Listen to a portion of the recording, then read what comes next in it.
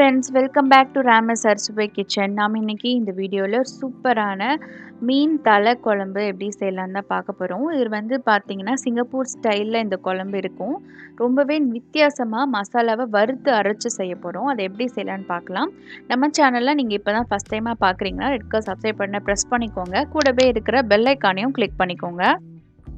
அரைக்கிறதுக்கு நம்ம ஒரு 2 டீஸ்பூன் அளவுக்கு எண்ணெய் சேர்த்துக்கலாம். இதில் 1/4 டீஸ்பூன் அளவுக்கு சீரகம், அது கூட உங்கள் காரத்துக்கு ஏற்றாப்புல வரமிளகா சேர்த்துக்கோங்க. நான் 3 சேர்த்துக்கிறேன். இதில் சின்ன வெங்காயம் தான் ரொம்ப சூப்பராக இருக்கும் மீன் குழம்புக்கு. அதனால் ஒரு 10 போல் சின்ன வெங்காயத்தை நான் 2ஆக நறுக்கி அதில் சேர்த்துக்கிறேன். இதையும் நல்லா வதக்கி விட்டுக்கோங்க. அந்த எண்ணெயில் நல்லா வதங்கணும்.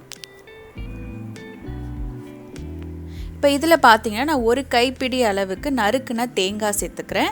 இதையும் சேர்த்துட்டு நல்லா ஃப்ரை பண்ணிக்கோங்க. இந்த மசாலா நல்லா வறுத்த உடனே இதை ஒரு கொஞ்சமாக தண்ணி சேர்த்து மைய பேஸ்ட்டாக அரைச்சி வச்சுக்கோங்க. இப்போ மீன் குழம்ப நம்ம தாளிச்சிடலாம். இதுக்கு நல்லெண்ணெய் சேர்த்துக்கோங்க. ஒரு 4 டேபிள் ஸ்பூன் அளவுக்கு நல்லெண்ணெய் சேர்த்துக்கலாம். இதில் பார்த்தீங்கன்னா கடுகு உளுந்து ஒரு 1/2 டீஸ்பூன் அளவுக்கு, அதே போல் வெந்தயம் ஒரு 1/4 டீஸ்பூன் அளவுக்கு வெந்தயம் சேர்த்துக்கலாம். இந்த கடுகு நல்லா பொரியணும். அப்போனா தான் உங்களுக்கு மீன் குழம்புக்கு நல்ல ஃப்ளேவர் கிடைக்கும். இதில் ஒரு பெரிய வெங்காயத்தை ஒரு 1/2 வெங்காயம் நறுக்கி சேர்த்துருக்கேன். இதையும் சேர்த்துட்டு கூடவே கொஞ்சம் கருவேப்பிலை அதையும் சேர்த்து நல்லா பொன்னிறம் ஆறம் வரைக்கும் வெங்காயத்தை வதக்கி எடுத்துக்கலாம். இப்போ இதில் பார்த்தீங்கன்னா ஒரு 5 பல் அளவுக்கு பூண்டு சேர்த்துக்கிறேன். அதையும் சேர்த்து நம்ம வதக்கிக்கலாம்.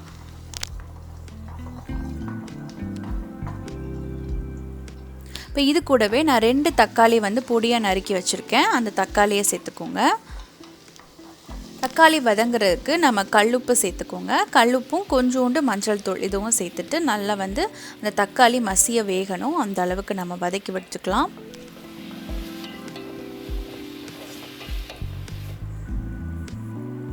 இப்போ பார்த்தீங்கன்னா தக்காளி நல்லா மசிஞ்சிருச்சு. இதில் நான் 2 டேபிள் ஸ்பூன் அளவுக்கு குழம்பு மிளகாய் தூள் சேர்த்துருக்கேன். உங்கள் கிட்ட குழம்பு மிளகாய் தூள் இருந்தால் சேர்த்துக்கோங்க. இல்லைன்னா மல்லித்தூள் 2 டீஸ்பூன் அளவுக்கும் 1 டீஸ்பூன் அளவுக்கு மிளகாய் தூள் சேர்த்துக்கலாம்.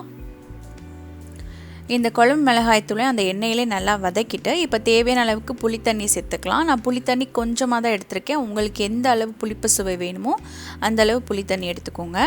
இந்த தண்ணி நல்லா கொதித்து வரும்போது நம்ம அரைச்சி வச்சுருக்கிற அந்த தேங்காய் வெங்காயம் பேஸ்ட்டை சேர்த்துக்கலாம்.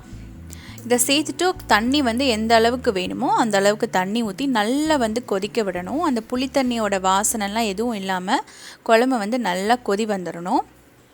இப்போ பார்த்தீங்கன்னா குழம்பு நல்லா கொதிச்சிருச்சு. இதில் நான் மீன் தலை சேர்த்துக்கிறேன். நான் 2 மீனோட தலை அப்புறம் அதோட வால் மட்டும் சேர்த்துக்க போகிறேன்.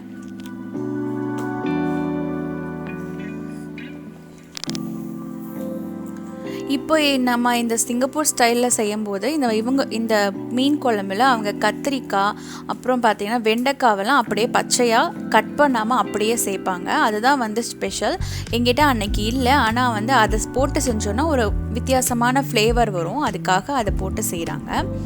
இப்போ மீன் தலை குழம்பு செய்யும்போது நீங்கள் கொஞ்சம் நேரம் 5 நிமிஷம் மூடி போட்டு வேக வச்சுட்டு மறுபடியும் அந்த தலையை நீங்கள் திருப்பி போட்டு வேக வைக்கணும். நீங்கள் அப்படியே குக் பண்ணிங்கன்னா அந்த தலை அவ்வளோவா நல்லா வேகாது. அதை ஒரு 2 பக்கமே 5 நிமிஷம் நல்லா க்ளோஸ் பண்ணி நீங்கள் வேக வச்சிங்கன்னா 10 நிமிஷத்துலேயே சூப்பரான மீன் தலை குழம்பு ரெடி ஆகிடும். இதுக்கு மேலாப்பில் கொஞ்சோண்டு கருவேப்பிலை தூவி இறக்கிட்டிங்கன்னா சூப்பராக ஒரு டிஃப்ரெண்ட்டான மீன் குழம்பு ரெடி ஆகிடுச்சு. பார்த்திங்கனாலே தெரியும் எவ்வளோ கலர்ஃபுல்லாக இருக்குது, சூப்பராக இருக்கும். கண்டிப்பாக இந்த குழம்பை ட்ரை பண்ணி பாருங்கள். நம்ம சேனலில் நிறைய நான்வெஜ் வீடியோஸும் இருக்குது. உங்களுக்கு பிடிக்கும்னு நினைக்கிறேன். அதையும் நீங்கள் செக் பண்ணி பார்த்துக்கோங்க. இந்த வீடியோ உங்களுக்கு பிடிச்சிருந்துச்சா என்னோடய சேனலை மறக்காமல் சப்ஸ்கிரைப் பண்ணிக்கோங்க. லைக் பண்ணுங்கள், கமெண்ட் பண்ணுங்கள், ஷேர் பண்ணுங்கள். தேங்க்யூ ஃபார் வாட்சிங்.